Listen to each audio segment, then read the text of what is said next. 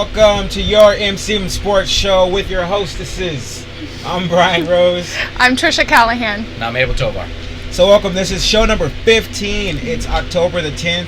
And MLB Playoffs is in full effect. Yes. There's some good games going on right now. The A's aren't looking too Prince hot. Fielder, baby. The A's aren't looking too Rock hot. one. But before we get started, Cave Dwellers, you can follow us on Facebook. You can follow us on Twitter. We prefer Twitter because we're active on there. At least I am. My Twitter is your MCM Brian. And then yours, Tricia? Mine's your MCM _ Tricia. And mine's your MCM _ Abel. ABEL. And if you want to get in contact with us, our producer is your MCM _ Big Ron. Is that right, Ron? Yeah. All right. Yep. So we're brought to you by Escape from the Third Dimension, Escape from the Third Dimension and a Glimpse of Who We Are, Volume 1, excellent books by Epou Ben Epou. Check him out. His website is right below there, so you guys check out his new books. I read the clip notes. Pretty awesome. So let's get right into our debate. Yeah, I don't read anymore. If it's not sports, man. We're going to start our Cave Dweller segment. Passing along your mumba jumba.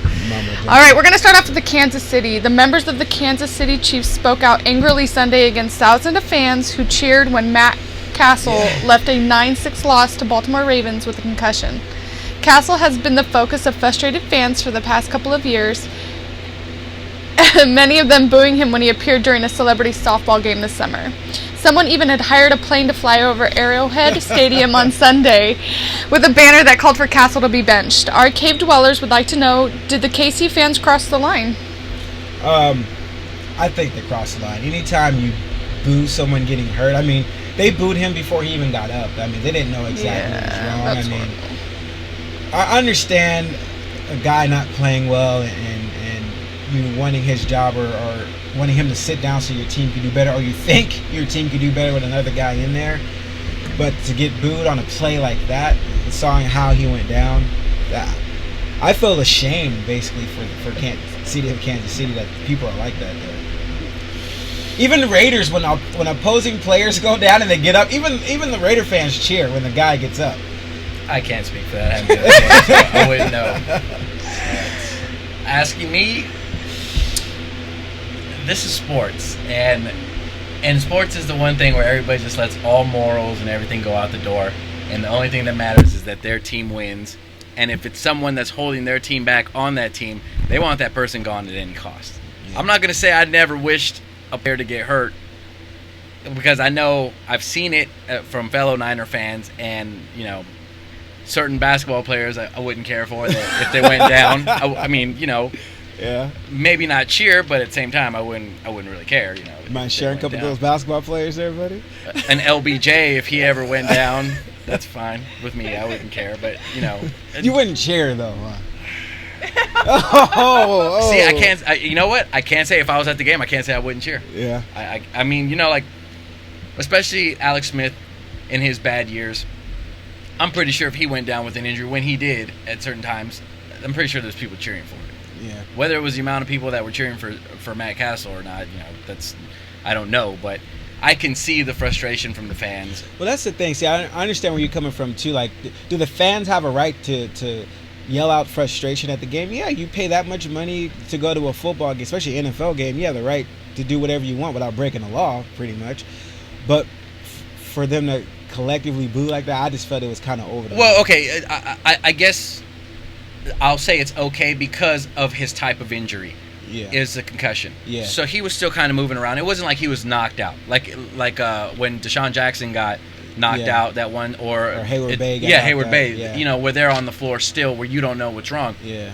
I mean, people kind of tell you he's all right. Yeah, he's rocked. He got probably a concussion, so they can cheer because they know it's not a life-threatening thing at the moment. If it was something where he was laid out, I don't think the same people would have cheered if there was no movement whatsoever, or if it seemed like it was a neck injury or something. Do you guys think Brady Quinn can get it done if Cassel's not cleared to play? Well, I mean, can he be any worse than Cassel? I mean, I don't think so. Brady Quinn, I think he can complete passes, and he can throw the deep ball. With Cassel, I don't know if he can't do it or if he wasn't just willing to do it. He never released the ball more than 10 yards. So Brady Quinn probably will take more chances down the field, but I don't know if he can Let's put it this way: he can't be any worse. The team can't be any worse passing the ball than they are now. No, I think it's on the coaching because Cassel, when he was with New England, he threw a bunch of deep balls, and that's how he got this job. Quinn I've never seen it in any position or any team he's been with, and I think it's going to be a lot of the same, which isn't good. Yeah. Quinn Ben's never been good at any of his stops, and he's a backup for a reason. With however many teams he's been on, it's not going to. I think it's third. I think he started with 3 games his rookie year, and then got pulled right after that. He either gets hurt. I mean, he just kind of has bad timing. They need a heavy dose of Charles Johnson and just shove the ball down his throat and let him run 40 times if yes, it doesn't matter. Charles, Dwayne Bowe is a good asset. They just need to get a quarterback that can give him the ball. Yeah. That's all you got to do. Find a QB. All right, I know you two are excited for the NBA, so we're going to talk a little basketball. MJ versus LBJ. Phil Jackson believes LeBron James' physical strengths and ability to play 4 different positions could eventually give the Miami Heat star a leg up on Michael Jordan. Speaking on the Waddle and Sylvie show on ESPN 1000 in Chicago last week, Jackson said that James has the potential to join Jordan as one of the greatest players in the NBA history. Cave Dwellers want to know, does LeBron have the potential to join or pass Jordan as one of the best players in the game? Well, here goes that potential word that Abel loves so much. Everybody has potential. Well, here, before I even looked at the stats, when I heard this, I was like, are you crazy? And then the more I thought about it, the more I said that word potential can mean so much. But yeah, I mean, Jordan didn't win his first championship till he was 28 years old. LeBron won his at 27 or 26. Yeah, LeBron also started at 18. Yeah, that is true. LeBron he did have a head start on Jordan. But if you take a look at the stats through the regular season per game through age 26 so far, LeBron James in the regular season 26 per, Jordan in the regular season almost 30 per. Then if you don't want to look at the pers, you can look at the points per game, 32 for Jordan, 28 for LeBron. The big thing, of course, you're going to see different. Actually, it's not that different. The assists is only 1. LeBron has 7 and Michael Jordan 6. I still don't see it. 6 championships, 6 NBA Finals MVPs, the scoring titles, the All-NBA teams. I just can't see that LeBron James getting that far. To me, LeBron James isn't even Kobe Bryant. LeBron James not even in the same conversation to me. I'm not gonna argue with that. This question irritates the hell out of me because stats aside, Jordan's not the best player because of his stats. He's not the greatest scorer in the NBA. He didn't, he might average the most points, but he doesn't have the most points over a career. He doesn't have the most rebounds. He doesn't lead any of those things. Yeah. But he has 6 NBA titles, 6 for 6, 6 MVP trophies. Yeah. When LeBron does that, then we can talk. Yeah. LeBron, even if he goes on to win 6, it doesn't matter. He didn't go 6 for 6. How we did them in a row. Right, he did exactly. 3 for 3. And then came back. And it would have been 8 again. if he didn't take those 2 years off. Because I'm pretty sure the Bulls would have beat the Houston Rockets in those 2 years. He got bored and went to play gone. Baseball. I don't know why people make this comparison. What makes Jordan isn't his stats, it's his demeanor, his hunger, and LeBron will never have that. To say that LeBron has it now, I don't care. Even if he got it now this late in his career, why didn't he have it his whole time? Jordan had that in North Carolina. Jordan had it in high school when he got cut, and he came back and earned a scholarship in North Carolina. This reminds me with the Twitter and the Facebook and all that. The media jumps on it too fast. That's why I'm glad that we're around. We can slow people's roll a little bit.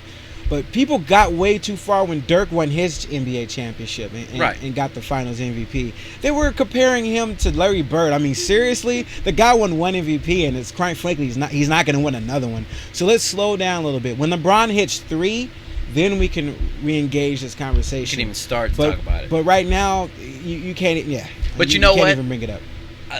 Okay, when Barkley said it, I think Barkley was kind of a Jordan hater because when they played, definitely, because you know what when Jordan created the touch foul, the reaching, all this stuff went to a new height because Jordan created it basically. The rest created to protect Jordan. And all the players back then hated it. Ask all the Detroit players, ask Charles Barkley. They hated it. All the physical players hated the way the game became after Jordan had his greatness. Right. Well, and Jordan had to play in a lot tougher NBA than LeBron has to. Oh, to say LeBron's a specimen, I don't think LeBron even at with his build would have been as successful at that time playing against the bad boys, where you can just tackle somebody and it's a foul. I mean, you watch some of those old tapes, there's people straight up clotheslining people. No, well, not even a technical foul. Personal foul. Guy went to the free throw line, shot his 2 shots, went to the other side. The other side of the field. Nothing. But you know what? The beauty of this question, Phil Jackson's favorite player is Jordan. Yeah. I don't care what anybody says. I've seen his interviews when he talks about Jordan, like he lights up like it's almost his son, because he talks about his will, his determination that nobody else has. He noticed that's what he loved most about him. I think that Phil Jackson is doing this to put added pressure on LeBron, to show that, because when you have Phil Jackson, coach of Jordan, Kobe, and Shaq, say these things about you, it does put pressure on him, because now he has to live up to Phil Jackson's expectations.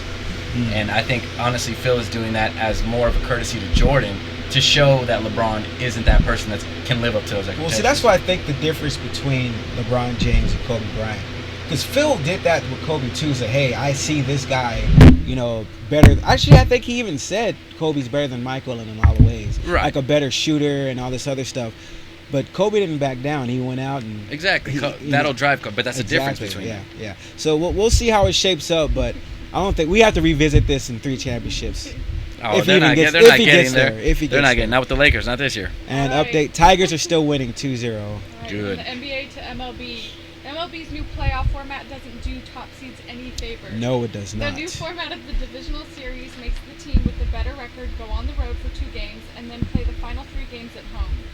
Even though the better team still has 1 more potential home game, the team with the worst record is not only guaranteed 2 home games, it gets to play the 2 most important games of the series at home. This is why... Oh, go ahead. I'm sorry. Didn't mean to cut you off. It's okay. Do you agree with the format change? Hell no. Hell no.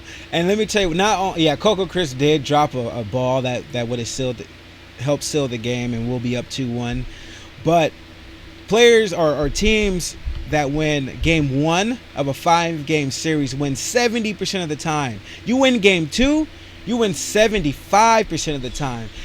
Why? How did the MLB not look at those numbers? If I could find these numbers, they can find these numbers. Why didn't they think that was important?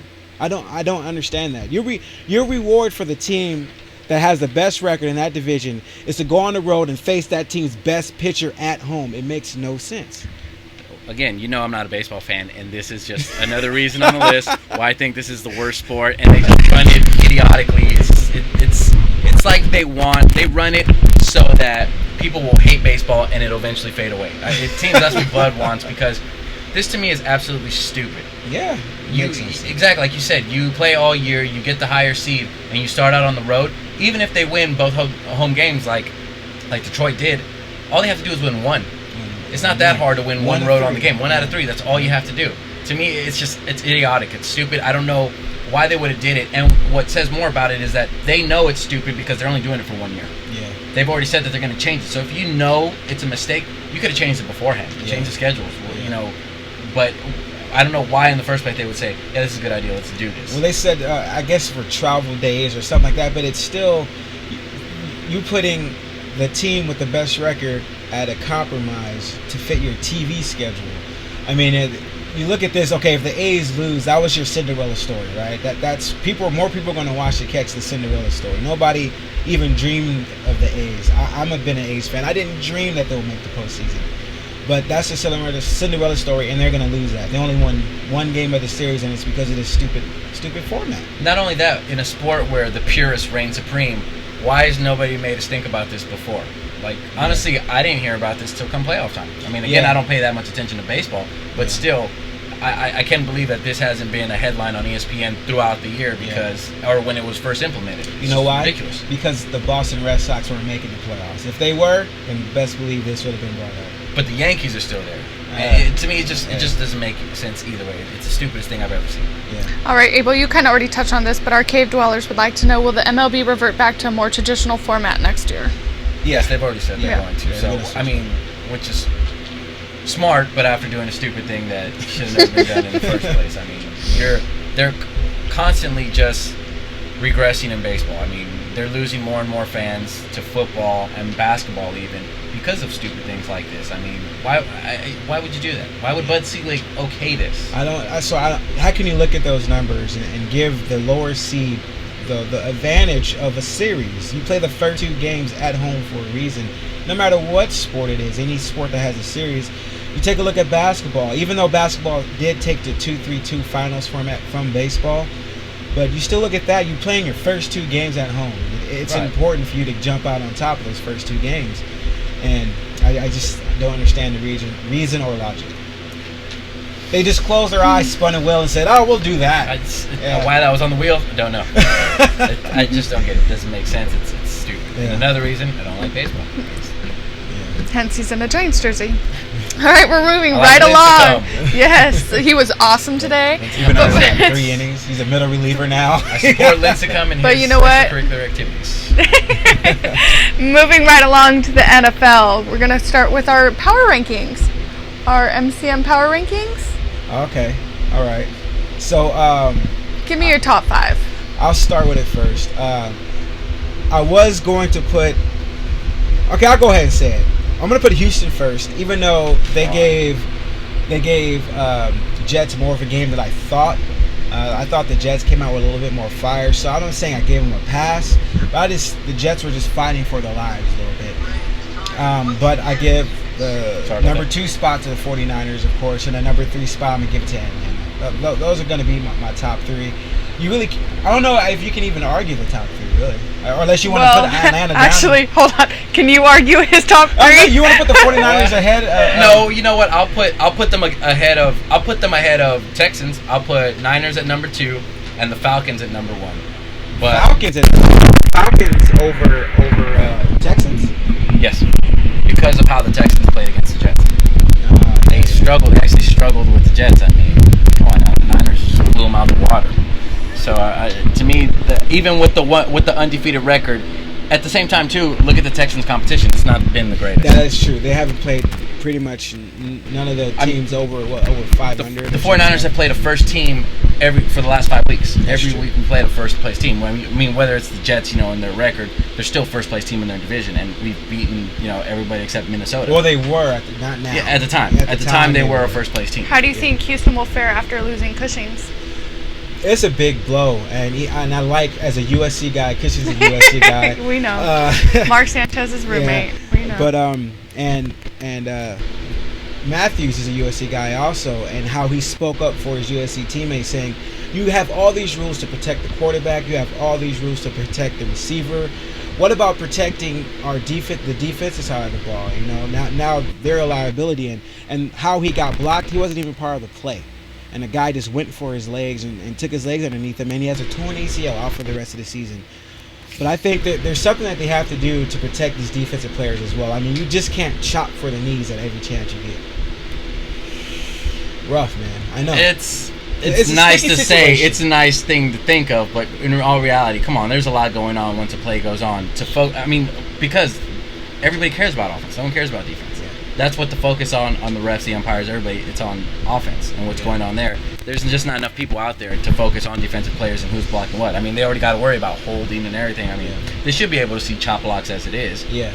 But it's the determination whether it is a chop block. Now, do you think it was a dirty play to chop block? Well, I mean, he could have cut back and he was protecting the cutback lane. Maybe. I'm just trying to grasp at a reason why he did that.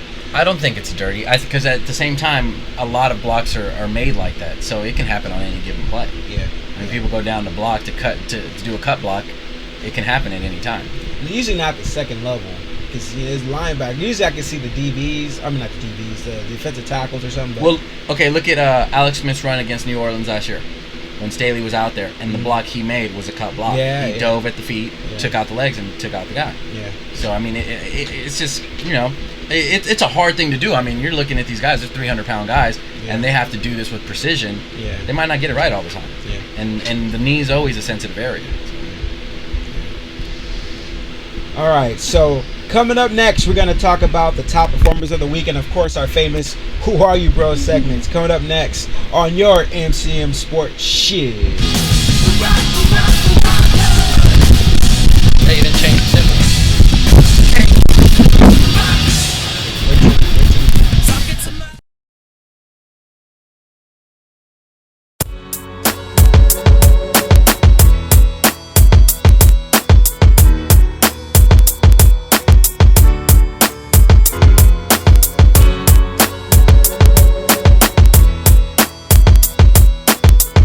few years ago, I woke up spiritually and became aware of who I am and who we all are beyond science, religion, and culture.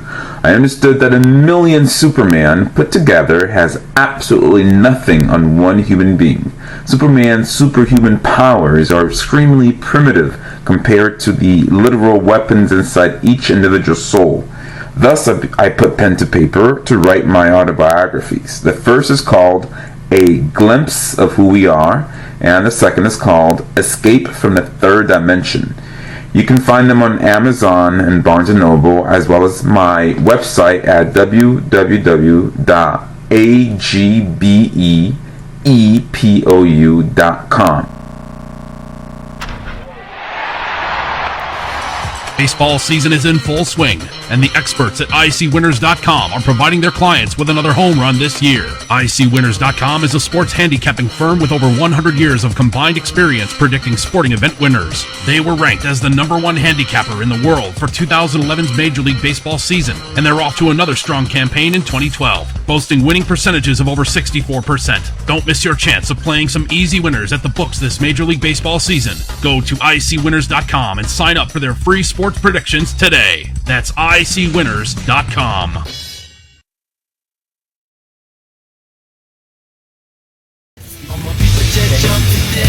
I didn't bump anything.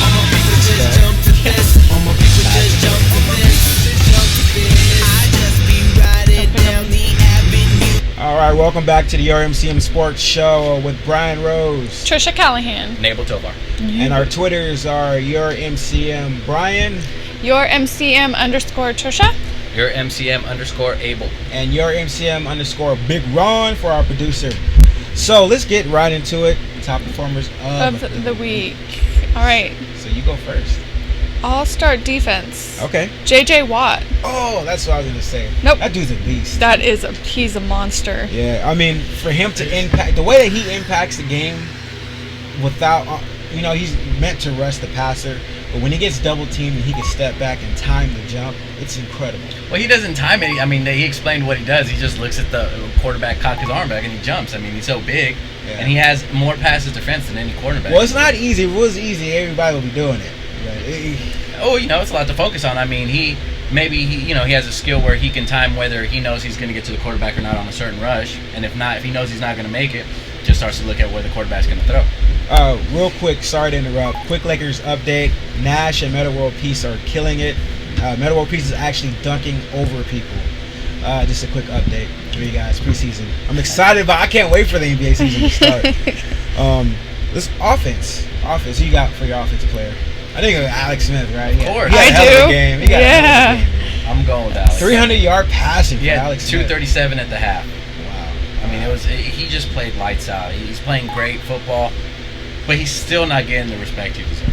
People are still somewhat doubting him, but it's fine because he's going to continue to play at this level, and I really think he's going to lead us to the Super Bowl, and he's good enough to get us over the hump. Yeah. And then what you going to talk about? Well, no, you know what?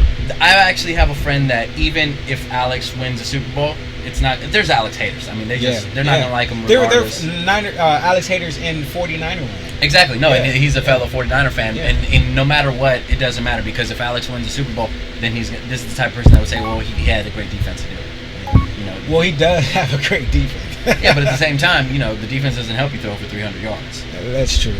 I had to put Drew Brees in there just only because you throw 48 consecutive games. Just 48 consecutive games throwing any type of pass is amazing. But 48 consecutive games with a touchdown pass, that's pretty impressive. And not only that game, 65% passing, 370 yards, 4 TDs.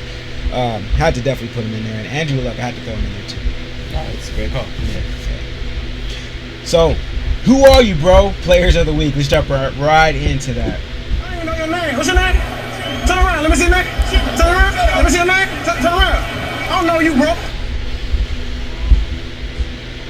Who are you, bro? All right. Josh Gordon caught 2 passes, 82 yards, taking each of them to the house for a touchdown Sunday. Gordon's been up and down so far this season, which is to be expected from any rookie, but his gifts are apparent. The good news, he was targeted 8 times, but the bad news, he's only caught two of the passes. He is the number one receiver is down, which is why he got a little more extra play this week. But there is an opening for Gordon to step up in his role as a third slot Let me see your receiver. name. Turn around. I don't know you, bro. Alex Smith. Alex Smith went 18 for 24 with over 300 yards passing and 3 touchdowns. He was the best quarterback of the week, and it wasn't even close, much like Tom Brady was the week prior when he got his licks in on Buffalo. Smith was efficient, precise with his passes, and he used his legs when he needed to gain 43 yards rushing the football. Smith faces another favorable matchup in Week 6 against the Giants defense, which has been torched by the pass. Alex is awesome. 75% throwing. Yeah, accuracy. that was a pretty amazing stat. And I knew he was athletic, but I didn't know he was that fast in the second. He can level. move. He's only a little slower than Kaepernick. I mean, people don't realize that about him, and he uses it to his advantage. He doesn't take off often, but when he does, Let me see your he name. blitzes. Turn around. Let me see your name. And now we Turn get to around. know I Andrew don't know you, Luck, bro. the Luck of Indianapolis. Luck completed 31 to 55 passes for 362 yards and 2 touchdowns Sunday against the Packers. He also added 6 carries for 24 yards and another score. A monster day for Luck, who was also able to lead the Colts to an upset victory of the Packers. Despite his status as a rookie, the Colts are clearly trying to win games off of Luck's arm, which should please fantasy owners everywhere. He has a relatively tough matchup next week against the Jets, who have done a good job at slowing down opposing passing attacks, but have really struggled to stop the run. A great win for Andrew Luck, especially Great win for the town. right Yeah. for Chuck Pagano, Chuck Strong, fighting cancer. Yeah. It was a great victory. I mean, he had to come from behind to do it. He's only going to get better. I mean, he's a rookie, right now, and the things he's doing. Some people like Cam Newton aren't doing them yet. Christian Ponder aren't doing them yet, and he's doing them 5-6 games into his first year. And you can tell a difference with him and RG3 to make plays like that, throwing the ball, and even not Ponder, Andy Dalton. Andy Dalton has impressed me a lot Right. too. Yeah, he's really so stepped up. those three, you can definitely tell there's a difference between you name those 3 quarterbacks, and then you have Cam Newton. I think Dalton's the best of that class. I think he's better than Cam Newton. I do too. I mean, look at Cam this year. I mean, he's not doing anything. Terrible. And the guy just he hates to lose, and he frowns when he But he loses. sulks. He's There a you kid go. about That's the word I it. was He's a looking kid for. about He it. sulks. Throws his towel over his head in the locker room. Yeah. Don't I like mean, that. you're the leader of that team. When you lose, you have to, put a mean face, mean look on your face to go tell your guys, hey, next week we're gonna pick it up, and this is how we're gonna do it. You don't wrap your towel around your head and walk around chewing gum. And he's been called out by his own teammate, Steve Smith. So, I mean, when your own teammate calls you out on that, then it's obvious to the world that you're doing it. Yeah, exactly. And Smith knows a lot of losing seasons out there in Carolina. Yeah, and but he reacts accordingly like a professional. Yeah. And he's never cried about being traded or anything like that. Not that I've been. Yeah. So the update: A's are still down. Heading to the 6th inning, 2-0 on the Tigers. Let's Come on, go AJ. Detroit, baby. You have to. Come on, Detroit. You have to win. So let's get right into our top 10 plays of the week of the year. By the way, hold on. Let me back up a little. All right, hold on. If the A's do, shoot. Go ahead. All right, number 10. Pass interference, not a problem for the never-aging Tony Gonzalez, who goes up and gets it for the Falcon touchdown against the Redskins. This touchdown was the 99th of his career. 99th. Number 9, Sam Bradford with a deep pass to Amendola. Amendola with a one-handed grab while being interfered with by Peterson. Amendola adjusting to the ball and helping his team upset the once undefeated Cardinals. There you go. That was a heck of a catch. Yeah, that was Cardinals awesome. got blasted. They played terribly. Awesome catch. Doesn't get better. NFL, baby. Number 8. There's 2 of those. Percy Harvin takes a short pass from Ponder, makes a series of dazzling moves to score this touchdown. This was the second touchdown of the day with 108 yards receiving. You know what? I was low on Percy Harvin at the beginning of the year, but if he stays healthy, he is a big playmaker. I mean, look at it. Look at that move. It's embarrassing what he did. That's I magic say style. pound for pound, he's the best player offensively. Number 7, Julio Jones puts the finishing touches on this drive. Takes the beautiful pass from Matt Ryan, who doesn't want to be called Matty Ice anymore. Catches it. He's able to drag his feet across and inbounds for the touchdown. He came out saying he doesn't want to be called Matty Ice. Last week. What's he got a problem Why? with? What's wrong with that? His teammates call him the man with 3 first names. Number 6. What a game these two had. Luck with a deep pass to Wayne, who makes a one-handed grab against one of the best DBs in the NFL. This play only led to 3 points, but the Colts get the win. Wayne had a How career do you day. do that? That was Jesus. that and He had the, a better day than he ever did with Peyton Manning that day. Look Over at 200 that. yards receiving. Look at that. He caught it twice. It's Yeah. amazing. Number 5. After fumbling away a touchdown grab the first series, Peyton Manning finds Demaryius Thomas again, who makes an amazing one-handed grab. One-handed Unfortunately, grab is the thing. this would be Yeah. the only highlight of the night for Peyton Manning. should have been the name of the show this week. One-handed grab. Potentially. Number 4. Matt Ryan is trying to complete a screen pass to Douglas, but Kerrigan reads the play perfectly, jumps the passing lane, and makes the interception. Then takes it to the house. Yeah, this is awesome. So just tips it, takes it to the house. You should have saw him there. Number 3, our very own Kyle Williams. He adjusted the underthrown back shoulder throw by Alex Smith. Williams makes the catch, then turns on the Jets to score the first of many touchdowns for the 49ers that day. Many. Number touchdowns. 2. And number 2, with only 35 seconds left to play and down by 5, Luck finds Reggie Wayne, who makes the catch and stretches out for the game-winning touchdown and upset over the heavily favored Green Bay Packers. Man, that's all it takes. The ball across the plate. Number 1, Sean Payton on hand, watching his first NFL game live in person of the season. Drew Brees breaks Johnny Unitas' record for consecutive regular season games with a touchdown on this play here. This pass to Henderson makes Drew Brees a new record holder at 48 and counting. Why does nobody realize that Saints are a throwing team?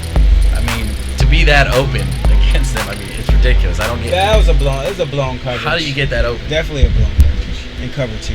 Have to be cover 2 blown coverage. So that was your top 10 plays of the week of the year. I like saying that. We've noticed. So, the top are our predictions for week 5. Our loser is Tricia. No, get out of here.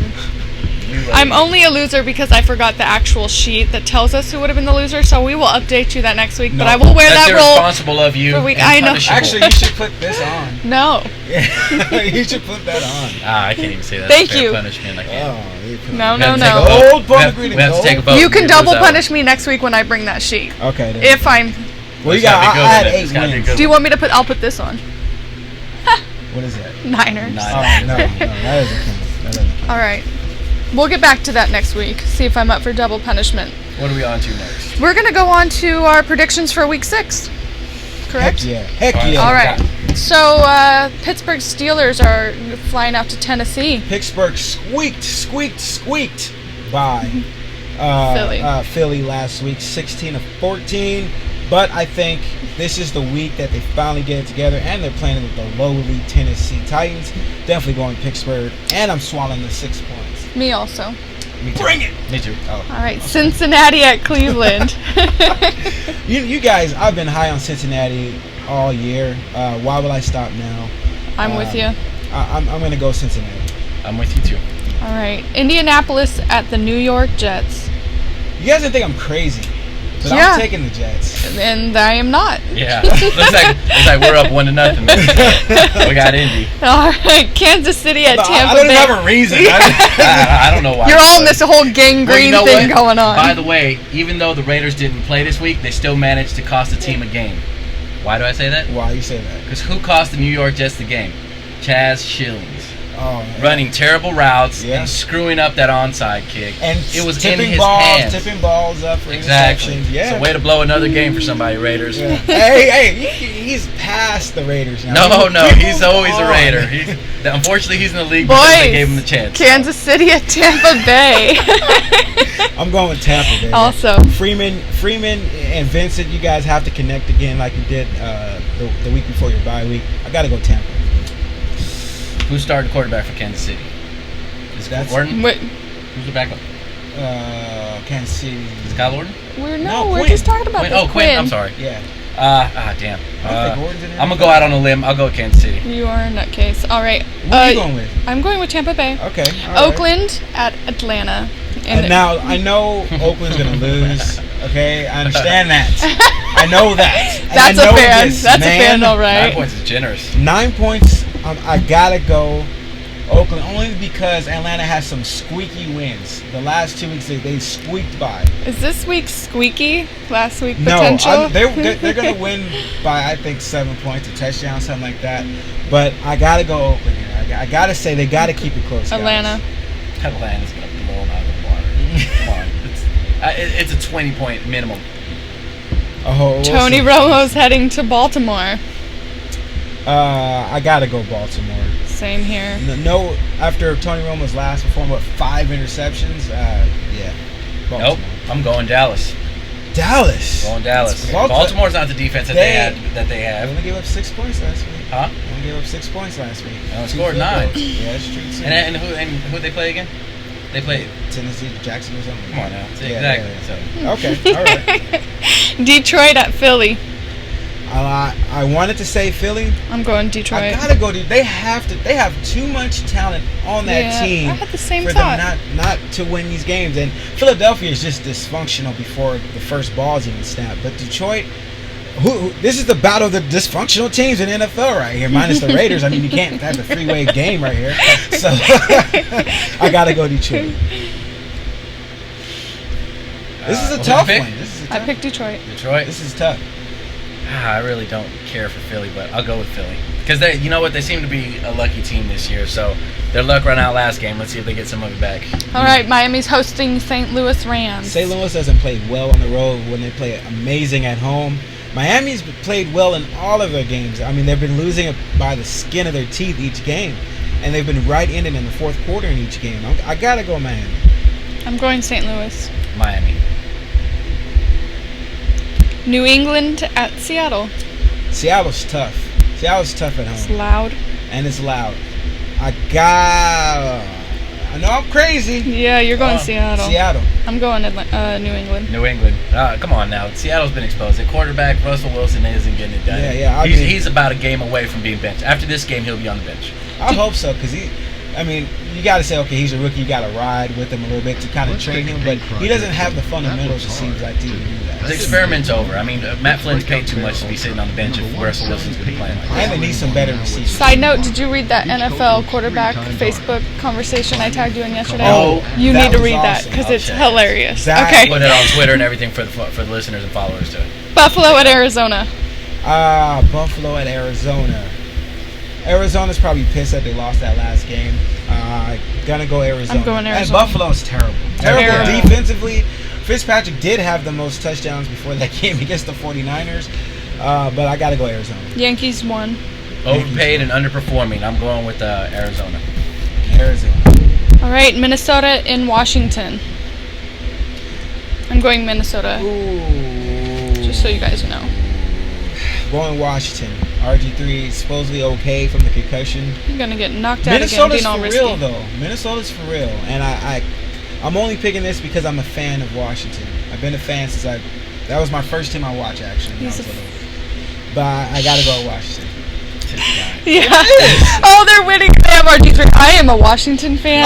Oh, God, come on. When I first met him, he was wearing Dodger blue. Pops, Dad, if you're They're at listening, home. call in so you can tell them. Never Papa heard Colin. Washington come out of Call your in. mouth one time. Call I worked for you. in. I worked with Call you how in. many years before? Call in. Never heard Washington Call come in, out of your Dad. mouth. Call in. Here we go. Abel, There's tell no me reason who to you talk want. about him in years. I'm just gonna go Minnesota now. I was gonna pick Washington, but I'm going Minnesota now. 'Cause I want them to lose. So. All right, a big matchup this week for us. New York is coming to the Candlestick. I'm not picking.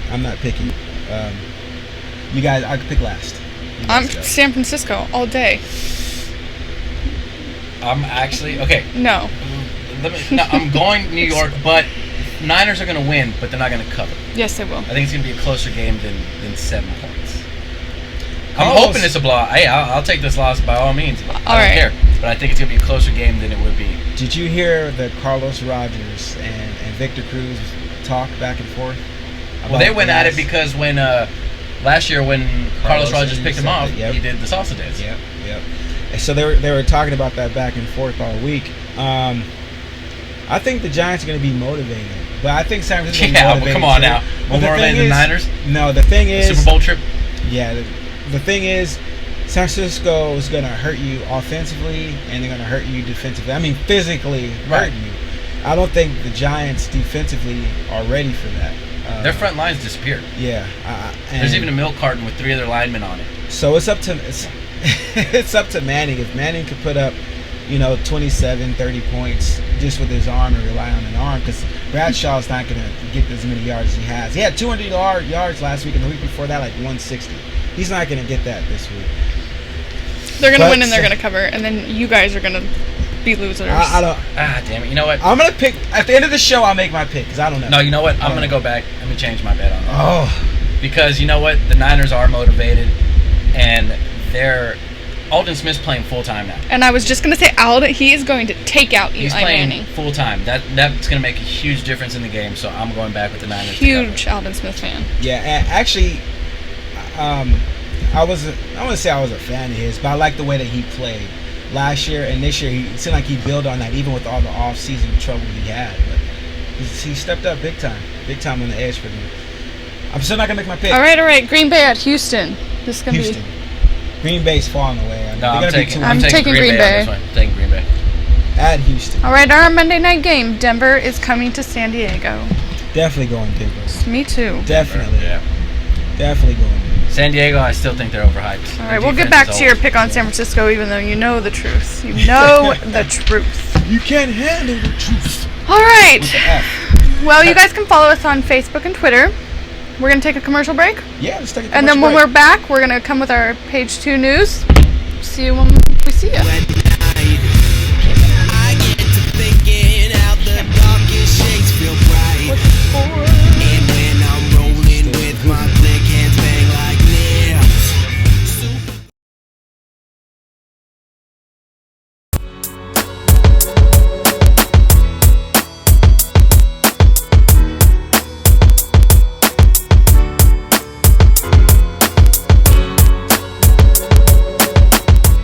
Invested in MJ before he was MJ?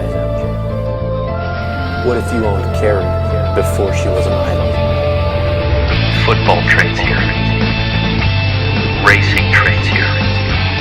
Music trades here. Movies trade here. Everything you talk about, everything you think about, all trade here. People are real. The money's real. The profits are real. So will you cash in big on the FSA stock exchange? Sign up now and get started. Check your portfolio. Search out the next big star and make it play.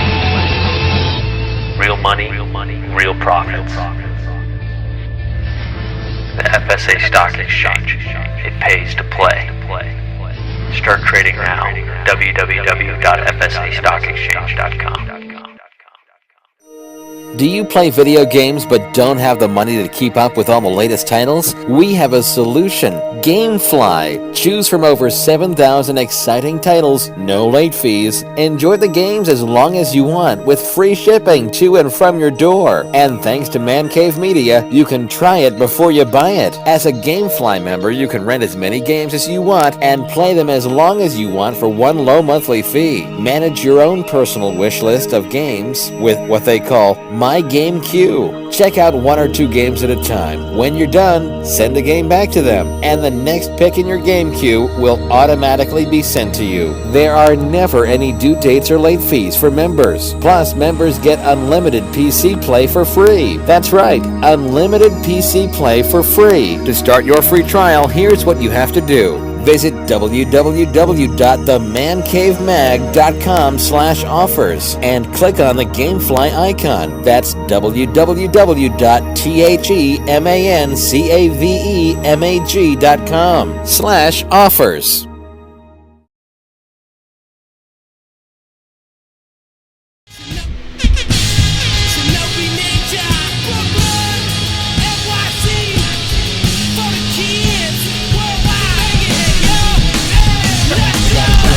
Hello, welcome back to your Man Cave Media Sports Show. Side note, sorry. Yeah. PS3 has a game where it's like Rock Band. Yeah. But with the real guitar. Yeah. Freaking awesome. Yeah. freaking awesome. You should put it up on the Facebook. It teaches you how to play guitar basically, and it tunes it for you. Oh, really? Like it'll you have to strum it before you start playing, Uh-huh. and then it'll say out of tune, so it comes up with a gauge, and you have to strum it while it tunes it, and while you tighten it. Ridiculously sick. Welcome back to your Man Cave Sports Show. I'm Tricia Callahan alongside Brian Rose and Abel Tovar. We're going to get into our third segment, page 2 news. We're going to start on early thoughts on the NBA season. Tell me about your Lakers, boys. Tell me why we should be Laker fans. You have 4 Hall of Famers in the starting lineup. No matter what position I make the Hall of Fame. You have an all-star starting 5. There you go. Not Hall of Famers, but all-star starting 5. I think Nash is in the Hall of Fame. Oh yeah, for sure. Pau Gasol. I'm talking. World Peace is the one that screws that up. Yeah. No, not Gasol. You don't think so? No, hell no. 2 championships, best Hell European no. player in No the way. NBA. Nobody's gonna make it into the Hall of Fame that has a reputation of being weak and soft. Okay.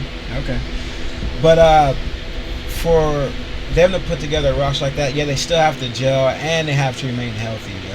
Dwight Howard still hasn't played a preseason game, even though tonight is only the second preseason game. Kobe's not playing tonight because he was scratched with the shoulder problem. So they have to remain healthy, and they are aging. Nash is 38, Kobe's 34, but in basketball years he's like 52. But you still keep playing. Yeah. You got a brand new knee. What about our reigning champs, the Heat? How they looking? How are you feeling Honestly, about them? there's only maybe 3 teams that we should be talking about. In the Okay, NBA. tell me who the they are. Thunder, the Heat, and the Lakers. Yeah. Everybody else is at the side. No one's gonna compete with them. Maybe the Boston Celtics. They look good this year. Maybe They look good. just because I like their pickup of Jason Terry. Yeah. I like that. That's a good pickup. They got actually their bench is a little more solid now this year. And Green is back healthy too. Right. So yeah, they But, have a decent team. But other than that, I mean, even the Lakers shored up the bench with Jody Meeks, Antoine Jameson, Jordan Hill. They got a solid bench now. So. All right, can the Lakers type A personalities coexist? Is that whole Dwight Howard Kobe thing? Yeah, What? and Nash. Come on. That's the question, man. Why do people? You have to pose that question. No, you don't. This is It's why. ridiculous. All right, this is is why. The most asinine question. Even though I hear. Nash and Kobe both have to deal with type A personalities. Kobe had to deal with Shaq, obviously. Nash had to deal with Amali Stoudemire and Joe Johnson before he left. But those two He together. made all those players. He didn't have to deal with them. He made them all. He made But look- Amari Stoudemire is a rich man because Yeah. of Steve Nash, and so is Joe Johnson. Actually, we talked about that before we changed formats about a year ago. Something Yeah. like that. But you also have to look at Dwight Howard. He's trying to be Come the on. man.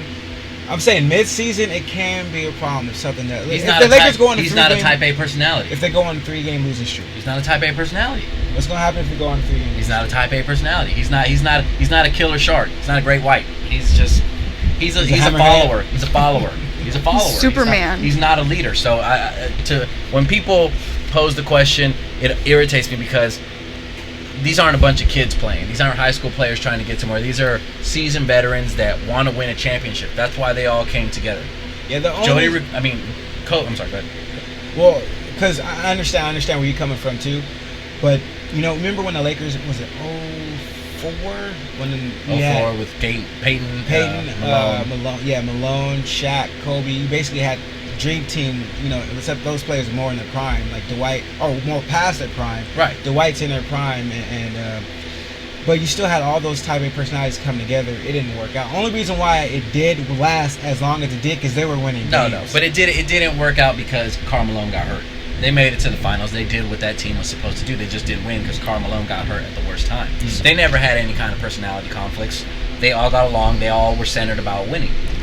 Honestly, if there was any conflict on that team, it was between Kobe and Shaq, and that would have been there regardless of who Well, else we'll was have there. to see the season unfold a little bit, and we'll get back on this Yeah, one. You yeah. two will argue all night long. All right, let's talk Hey, about. we're Laker fans arguing. That's Well, because the question to Well, me, but we really don't even know yet. to me, that question's an insult to Kobe Bryant. To say that he's that selfish that he would still want to be the man with that team, that to me is ridiculous because he helped recruit that team because he wants to win and he knows he can't do it all by himself. Yeah. All right, Andrew Bynum to rest 3 weeks. Now this is why Laker fans wanted him out. Exactly. He just started with the new team, trying to prove himself to the fan base, prove himself to the coaching staff. Why they, went after him and made this trade with the Lakers and made them essentially richer. And then he can't even play the first 3 weeks. He can't practice, not even play, he can't practice. So this is why the Lakers were fed up, and he wouldn't have that knee surgery done. Not knee surgery, knee treatment that Kobe did and A-Rod and all those other players did. He waits too long to do this kind of stuff. He should have done this way before the trade even happened. Put himself in a position to be ready in time for the season. But that's his thinking, and that's why Laker fans wanted him out in the first place. Waited too long.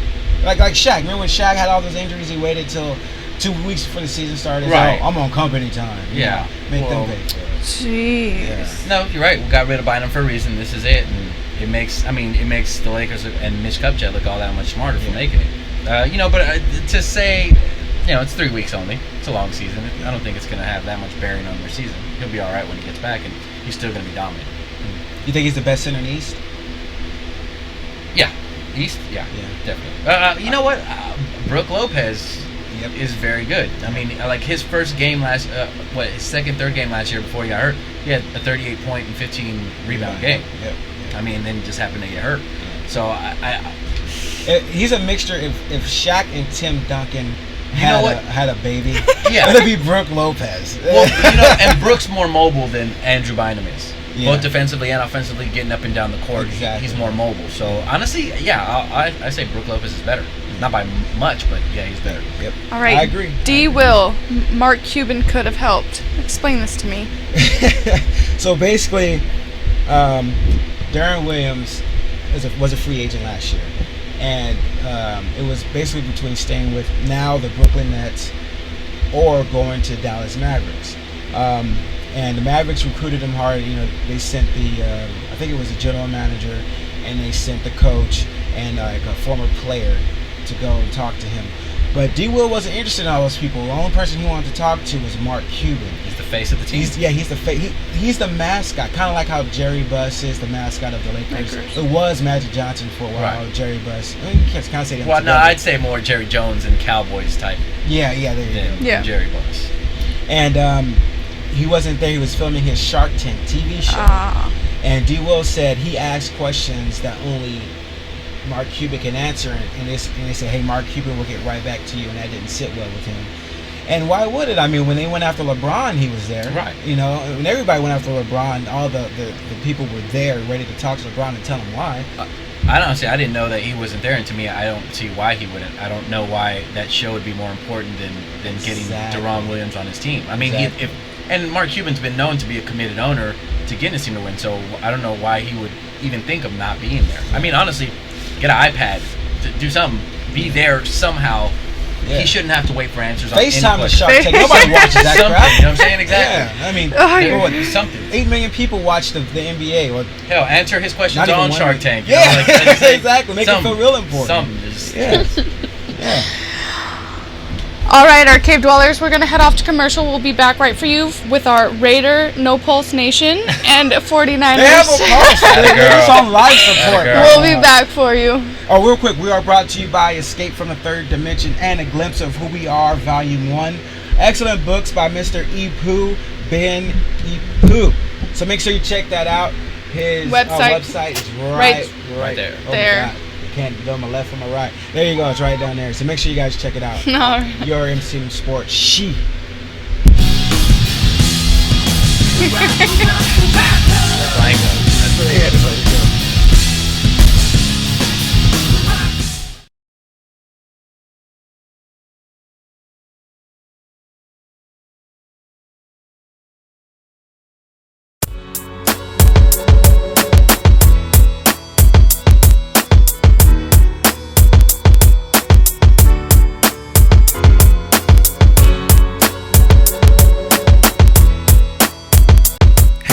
Listen up.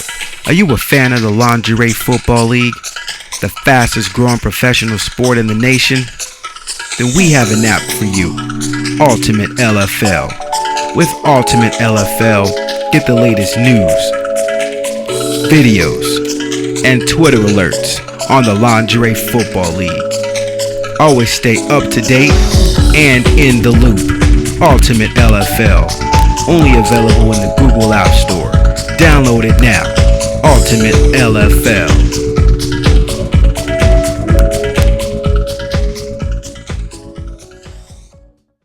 few years ago, I woke up spiritually and became aware of who I am and who we all are beyond science, religion, and culture. I understood that a million Superman put together has absolutely nothing on one human being. Superman's superhuman powers are extremely primitive compared to the literal weapons inside each individual soul. Thus, I put pen to paper to write my autobiographies. The first is called A Glimpse of Who We Are, and the second is called Escape from the Third Dimension. You can find them on Amazon and Barnes & Noble, as well as my website at www.agbeepou.com.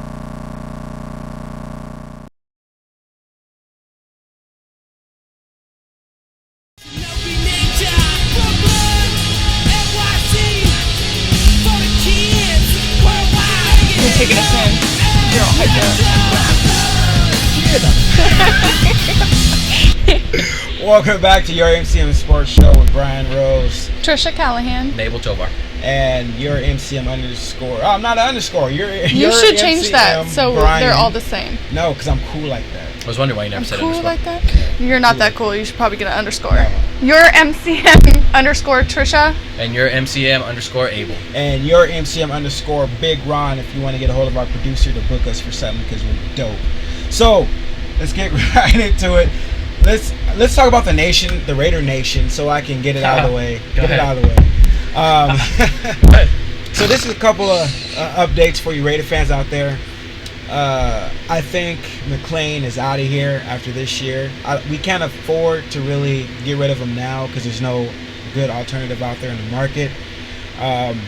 But Allen basically said he's tired of him jogging through plays, not hustling after plays. Even though the play might not be right next to you, you can still hustle to get over to the play just in case of a cutback. He doesn't like the way that he's laughing on the field when they're losing by so much. Or getting arrested. Yeah, and he's supposed to be the leader of the defense. He does wear the green dot on defense. So for him to not show any passion, I think he's gone. He's gone after this year. Any other update after that? Where do the Raiders go from here? It's got to be up. Defensively, they still need. Defensively, it's still better than last year in spots. They just don't have the personnel to do what Dennis Allen wants them to do defensively. Where do you see that? What spots are you looking at? I'm looking at, the parts where they play man, they're amazing when they play man. They just don't have the linebackers to zone up anything to zone up. They don't have the linebackers. They're not fast enough. I think you guys are weak all the way around. Every position, name it. No, that's not true. Name it. No, that's not true. Defensively, yeah, it's Don't bad. tell me the front four. No, I'm not saying it. Everybody's raving about how elite they were, and they get ran on week in and week out. And that Reggie Bush game did kind of. They looked good before that. Then Reggie Bush busted. But Reggie Bush is busting everybody up. It's not but that's because they played San Diego. San Diego didn't stop anybody. I mean, they don't have a running back. Yeah, they know that actually. But where can they go? Defensively, they still have a lot of work to do.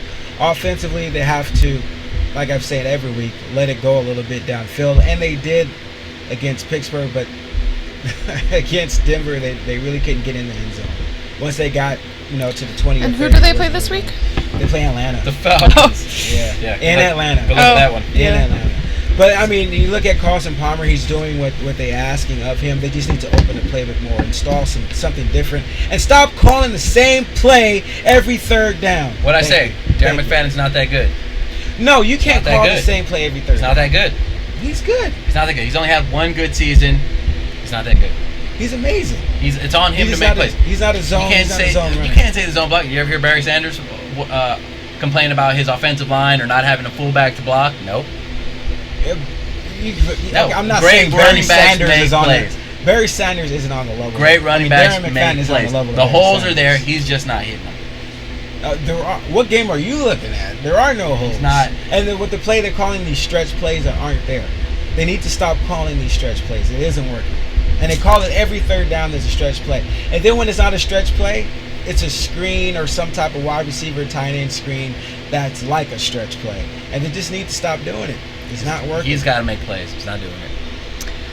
Let's talk about that lovely game that was on this last weekend. The clinic, the football clinic, for kids to watch and see how football who should be doesn't played. run a clinic on Buffalo? Come on now. Wow, we ran a runs it clinic 2 weeks before in a that. row. Yeah. All right, Abel, take it away. Oh, what's there to say? We're the Everybody best. saw the game. Who's got it better than If us? it wasn't for that, Everybody. Shut the it team down. is awake and alive, and they're playing with some fire. They got. I'll be the first to admit they got a little full of themselves. Minnesota brought them down back to reality, and now they're heated again. Now they're playing with that intensity that they had last year. Alex is playing lights out football. 18 for 24, 75% completion percentage. Come on now. No, He's not making mistakes. The impressive thing was 24 passes is not a lot in this day. No, not at all. But for him to get, well, let's say 19 completed passes, right? 19 completed passes to get 300 yards with 19 passes. That's the amazing part. That means that they're running the football and they have to keep an extra guy in there that's to help stop the run, and they went over the top and the yards after the catches are there. And how many people did he throw to? Before, I'm not sure as far as receivers, but five. I know before this game he only had one play Lost it. longer than 30 yards, and 3 of his touchdowns were over 30 yards. Yeah, see that's the thing is just you have to play San Francisco differently than any other team in the NFL. And I think Harbaugh is bringing, remember we talked about before the season started, this is a new NFL passing versus running and all that. Yeah, he's bringing it back to where, okay, we're going to play like the old school NFL is. We're going to run and we're going to hit you on offense and we're going to hit you on defense. You adjust to us, and that's what he's doing. But he switches it up. I mean, if this is chess, he's a master at the game. I mean, he switches it up every week. It's a new little wrinkle. When people prepare for the Niners, they got to prepare for our run game, our passing, and our wildcat. Now the wildcat. It's. I mean, honestly, there's not enough time in the week for someone to prepare fully for us. The only thing I want to see, and we're just nitpicking here. The one thing I want to see is how they play when they're behind. When they're not going to get. But here's the thing: when they're playing in front or the game is close, they don't have to change their style of play. But they do have to change their style of play when they play from behind. No, they don't. They don't change it.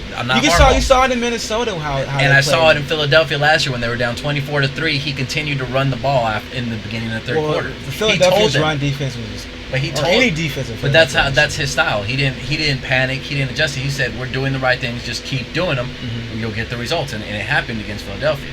He doesn't change up, because most teams do when they fall behind 10, 14 points, all of a sudden they just throw running out the window and start gunning it, and defenses drop back 7, 8. Well, he did. He threw like 35 times. But that was part of the game plan, regardless of what the score was. That's what I'm saying. Like if they were behind or ahead, that wouldn't have changed. That was his game plan going in, because he knows that the Buffalo Bills' strength is their line. So of course, throw against them.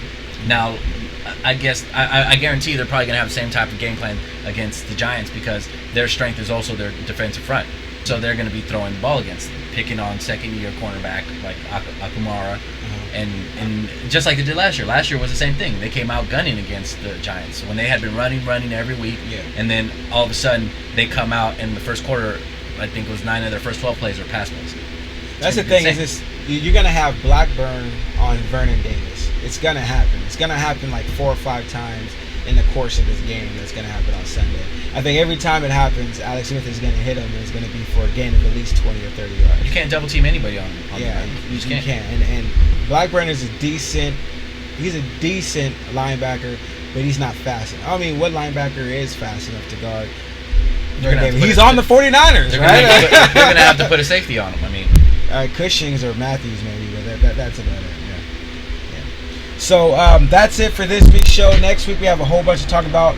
More NBA, more MLB updates. And if you guys are looking for a quick update on the A's, give me a second. Hey, Athletics scored.